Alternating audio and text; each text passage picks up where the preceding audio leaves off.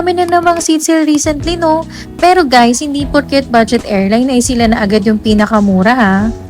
Share ko sa inyo kung ano yung nangyari nung nagbubook ako ng Nagoya trip namin. Last year around October, nung nagpaplano kami ng winter trip, may nakita akong sale na 13,000 round trip Manila to Nagoya, meron ng 20 kg na baggage. Feeling ko para dun sa 13,000 na may bagahe, okay na yun, mura na yun kasi winter trip naman, tapos ilang buwan na lang yung trip na. Pero habang nagbubook ako, nag-refresh yung page, tapos naging 32,000 na mi.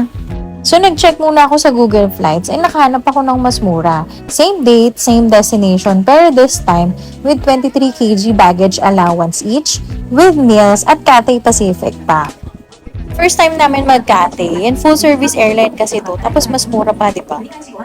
Downside lang, hindi to direct flight, so may layover pa kami sa Hong Kong. Another thing guys, minsan nakakalimutan natin to. Hindi lang price, ticket ang tinitingnan. Dapat din yung weather. Minsan nakatipid ka nga sa airfare, pero pagdating mo ulan ng ulan, hindi ka makakagala, or minsan nakakancel yung flight dahil may bagyo. Or minsan sobrang init naman, ayaw mo nang umalis ng hotel nyo. Sayang yung time, yung effort, tsaka yung budget, di ba? Heads up din pala guys, starting April 2026, magtataas lalo ang airfare dahil sa higher fuel surcharge. So before you book anything, plan smart, compare well, and check the weather as well. Yun lang. Thank you for watching.